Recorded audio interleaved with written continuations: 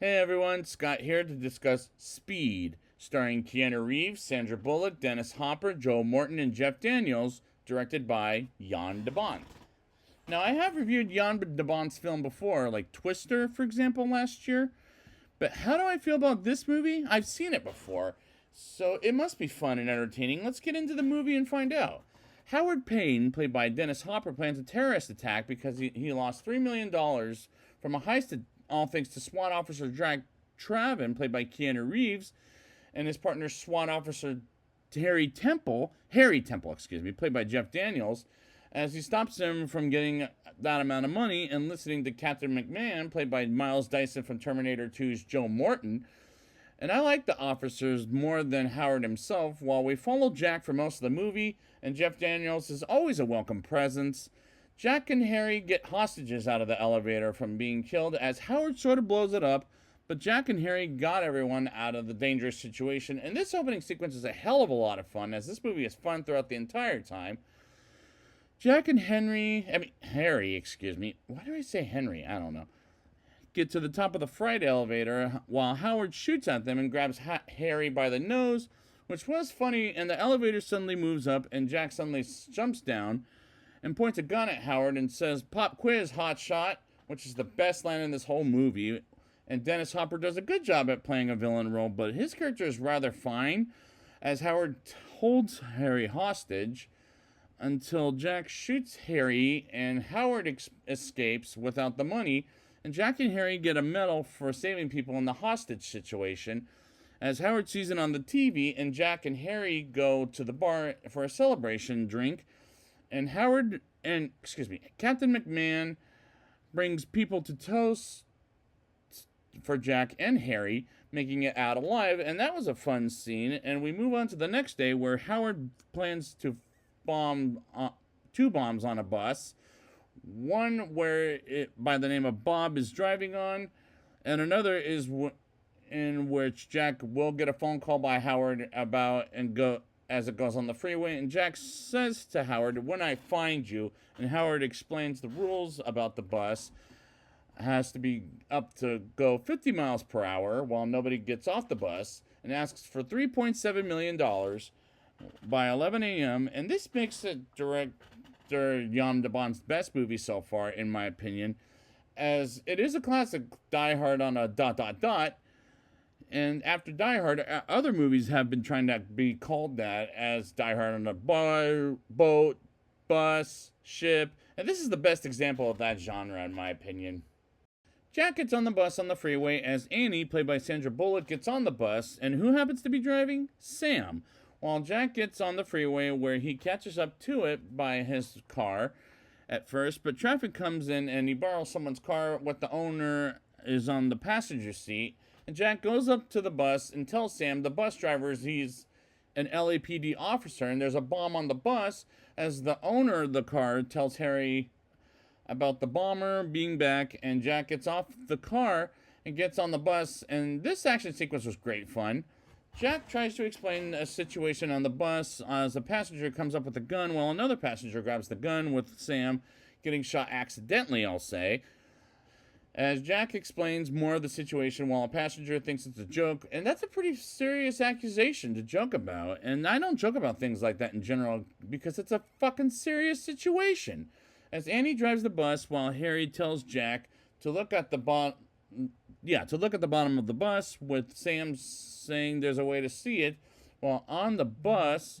is moving, and Annie tries to get Jack's attention because of traffic being stopped, and Jack suggests going on the shoulder as they crash into a shitload of cars, and they get back to the road, and Captain McMahon is on a chopper looking at the situation while Annie is a crazy driver. And this is a very good looking movie as far as the cinematography is concerned.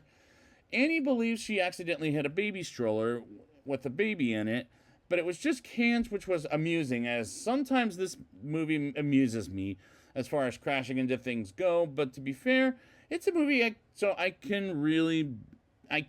be angry about it, as it's entertaining me while SWAT comes to the bus and tries to save some of the passengers. And Jack tells Annie about this bomber wants money and has nothing to do with the passengers whatsoever, and Harry tries to get an idea of who the bomber is, as Jack explains to SWAT he can't let anybody out, as Howard calls Jack about how his SWAT shouldn't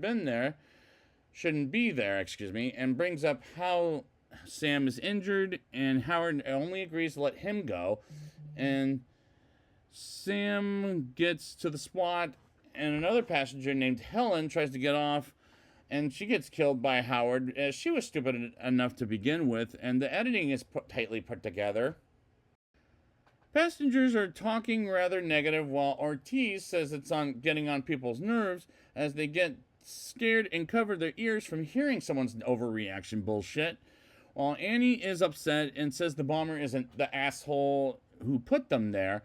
and it's on him. And the SWAT team learns there's a gap on the freeway that is at least 50 feet long, as they learned it a couple of miles ahead, and Jack tells Annie to floor it,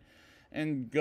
she goes too fast, too furious on the gap on the freeway, and they eventually go over it, and surprisingly made it up, jumping by 50 feet, at least, which is a miracle, as Annie injures her head and gets off the freeway and gets to the airport, and Howard calling about how he earned his money, and Jack gets on the ground rather quickly, and so I'm very entertained throughout. Jack gets off the bus for a quick second to talk to Captain McMahon, as Jack gets an idea to go under the bus to turn off the bomb by pulling the wire without cutting it and doing everything. Harry is saying right off the bat while Ortiz is distracting Annie from driving, and Harry learns Howard is at Atlanta PD and retired before he became a robber. And Jack almost gets killed as there's too much gasoline falling out of the bus, and he gets back on the bus rather safely, and that is a hell of a stunt, and that I'm sure Keanu Reeves pulled off before he ever did John Wick.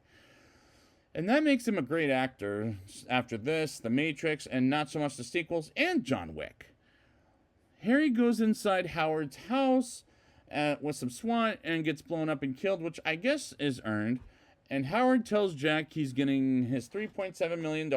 in a trash can, while Jack is pissed off, and Jack learns Howard can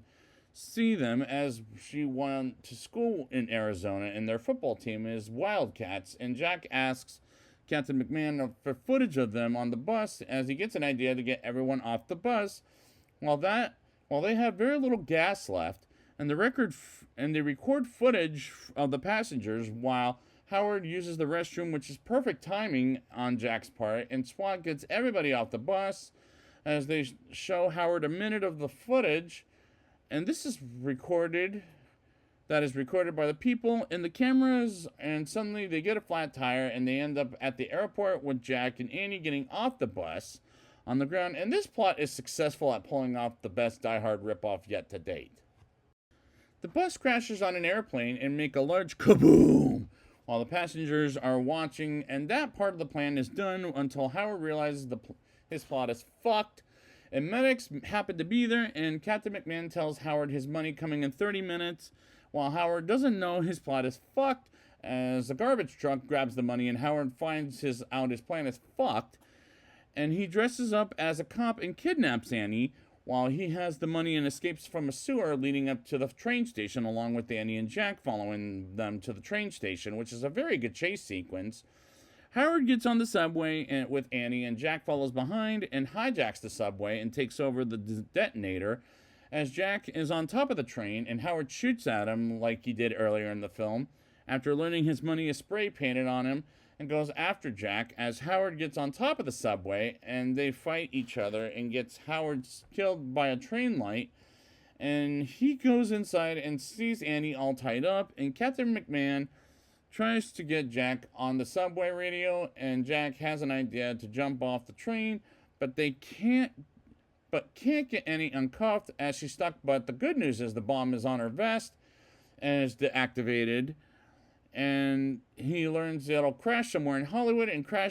they crash there, and they get out of it safely, and they kiss, and everybody is amazed, and the climax was entertaining throughout, as this is a fun time at the movies with the simple plot. But how fun and simple was it? Let's get to the rating. I'll give this movie a 8.1 out of 10. I like the main characters like Jack and Annie as we follow them for most of the movie, and Jeff Daniels is always a welcome presence, while Dennis Hopper's character comes off as rather typical villain, as he thinks he earns the money as a criminal, but Dennis Hopper does do a good job with the role, but the rest of the characters are very good to watch throughout, and the opening sequence is a hell of a lot of fun, as this movie is a fun time throughout the entire time. This may be one of director Jan de Bont's best movies in his career, in my opinion, as he tells his story his own best way, as the action sequences are great fun, and this is a very good-looking movie as far as the cinematography is concerned, and the crashes were sometimes amusing, as it is a movie, so I can't really be angry about it, as it's entertaining me the whole time, as the editing is tightly put together. This is the best example of a genre called Die Hard on a dot dot dot, as it works for the genre, and I will get to Die Hard at some point, but that movie is the best example of a bomb on a building, bus, or airplane, you name it. As this is one of the best rip-off Die Hard movies, and this is a solid recommendation for this movie, as it is entertaining. It is a very entertaining time at the movies, and it still works to this day, as Die Hard on a Bus is the best example, but will the sequel get better? I'll find out next time. So I'd like to thank you guys for joining me, and next time we'll be back with Speed 2 Cruise Control. And until then, when I find you...